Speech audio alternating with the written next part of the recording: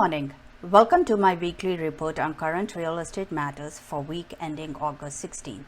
My name is Rupa Nampalli, Realtor with Remax One. According to the New York Times, the American economy gained 1.8 million jobs last month, even as the coronavirus surged in many parts of the country and newly reintroduced restrictions caused some businesses to close for a second time. Still, the increase reported Friday by the Labor Department was well below the 4.8 million jump in jobs in June and a sign that momentum is slowing after a burst of economic activity in the late spring. The unemployment rate fell to 10.2%.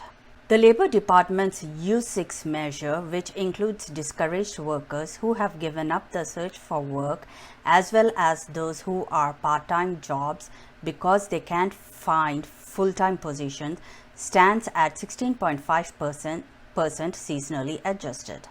The rate of churn in the labor market remains incredibly high, concluded Morgan Stanley's economics team, which means that millions of workers finding a job only to be fired soon afterwards or being let go permanently after assuming a layoff was temporary.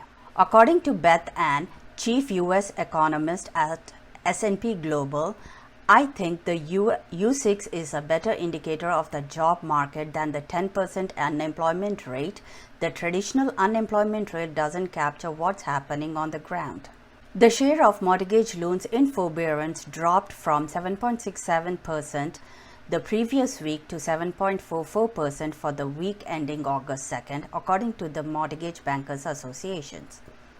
Currently, there are about 3.7 million homeowners enrolled in forbearance plans, according to the Mortgage Bankers Association. Fannie Mae and Freddie Mac loans in forbearance decreased for the 9th consecutive week from 5.41% to 5.19%.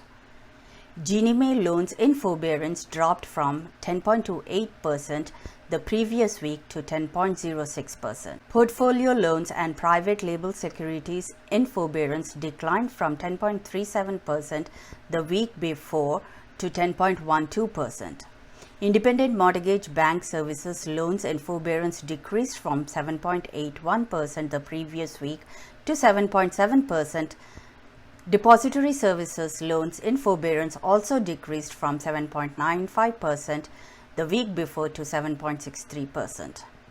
In mortgage news, mortgage applications increased 6.8% from week earlier, according to the data from Mortgage Bankers Association. Weekly mortgage application survey for the week ending August 7th, 2020, the refinance share of the mortgage activity increased to 65.7% of total applications from 63.9% the previous week. The adjustable rate mortgage share of the activities decreased to 2.7% of total applications. Despite low interest rates, mortgage applications for both purchase and refinance loans went down from the previous week by 2% and 7% respectively, although both remained well above 2019 levels, according to MBA's weekly survey. A major stumbling block for the housing market remains a low inventory, as the listings were down 11% year over year, and the overall inventory was down more than 30%, according to Realtor.com's weekly recovery report. Right now, the question to ask is, will there be a massive foreclosures? According to Odeta Kushi, who is the deputy first economist at First American, despite a massive spike in unemployment and a historic GDP drop in the second quarter of 2020, the current economic crisis is unlikely to lead a massive wave of foreclosure. According to her, foreclosure is a two-step process that requires both an adverse economic condition and a lack of home equity in a property. Not every delinquency turns into a foreclosure because a homeowner can tap into home equity through a sale or refinance. The rising inability to pay in this crisis is unlikely to lead to large amounts of foreclosure activity because homeowners have more equity than ever before. The 2001 recession, for example, led to an increase in unemployment, but the number of new foreclosures increased because household equity was so high. But the 2008 recession led to a huge spike in foreclosures because of high levels of household debt collided with a decline in house prices. During this current economic crisis, the household debt to income ratio is at a 4-decade low and household equity is nearing a 3-decade high. Economic hardship alone and the lack of equity are each necessary but not sufficient to trigger a foreclosure.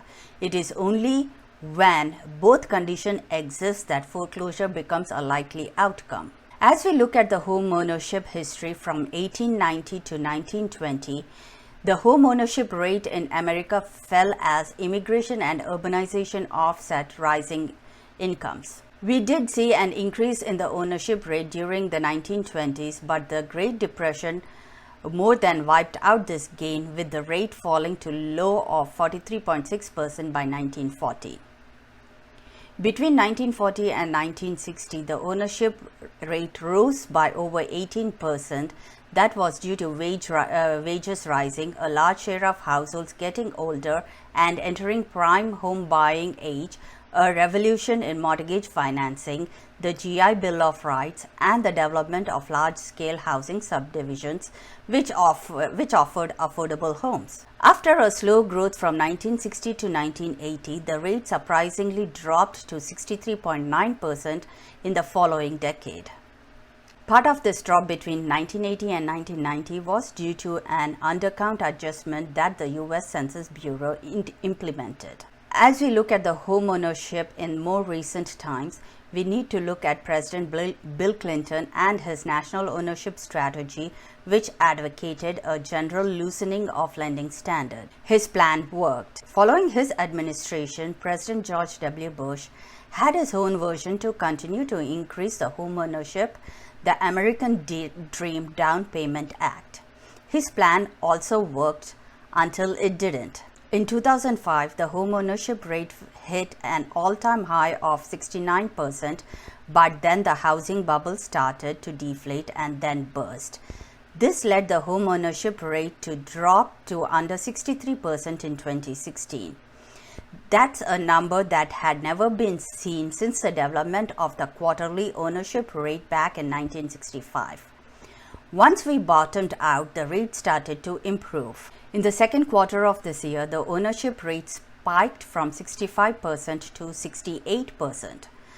This rate increase is truly remarkable and represents the largest quarterly increase on record. With mortgage forbearance on decline and with fewer foreclosures on the horizon, now is the time to purchase a home and get the most bang for your buck.